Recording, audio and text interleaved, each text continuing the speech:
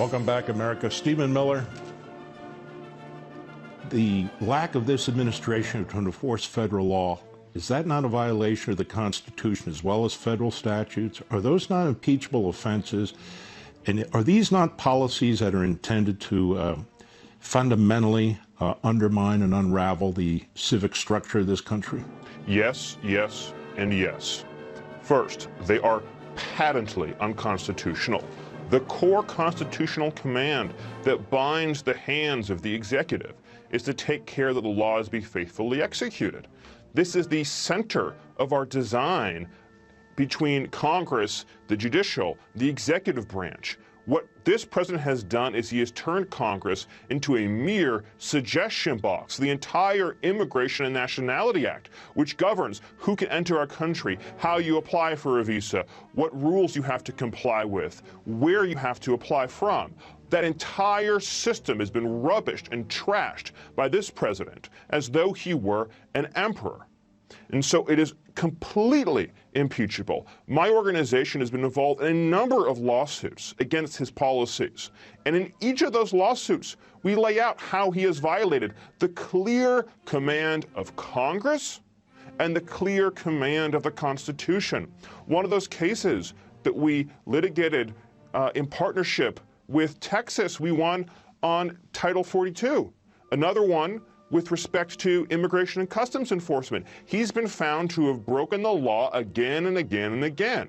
And so, yes, these are impeachable crimes, absolutely, especially because he has not complied with the court injunctions when he loses these lawsuits, as is the case in MPP, or the Remain in Mexico program, led by Texas.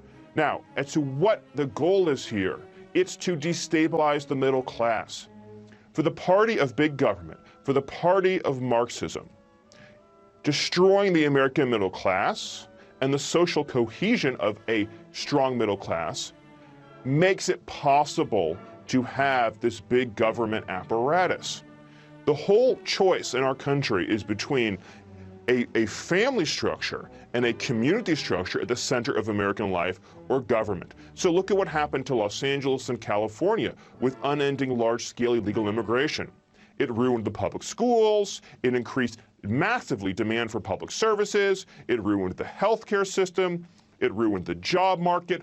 All of these things collectively turns it into a big government state, because the system isn't working. So your healthcare isn't working, your job market isn't working, your wages aren't rising, crime is destabilizing the family, so government is going to step in, and we're going to be the parent, and we're going to be the provider for the people. And so that is absolutely the goal here, is to destroy the middle class and in turn the whole American system and the whole American value set. Does it not amaze you, even though it's hard to get amazed anymore, that the Democrat Party, the vast majority of it, has embraced this entire agenda? The so-called moderate Democrats, some of them are now speaking out because they're trying to save their political skin. But that the Congress, in control of the Democrats, both branches, has taken absolutely no steps, not a single step, to give relief to the American people, to support federal law enforcement on the border, or even to start to prevent all the drugs, all the horrific sexual activity, all the illegal immigration that's taking place. Not a single step. I mean, and to your point, the sex trafficking, the trafficking of minors, the number of minors who've been smuggled and trafficked across our borders is double the highest level recorded in all of history. This is a mark of everlasting shame on every Democrat in Congress, every one of them, because not a single one of them has stood up and said, until you secure the border, until you stop, catch, and release, you don't have my vote on anything, because that's how you'd fix it. If Mark Kelly had a decent, principled bone in his body, then he would say, Mr. President, you don't have my vote on your Supreme Court nominee or any bill till you stop this assault on the people of Arizona. Anyone can send a press release. It means nothing.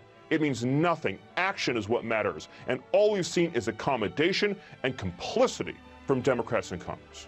And a footnote, we don't see much different from the leadership of the Republican Party in the Senate.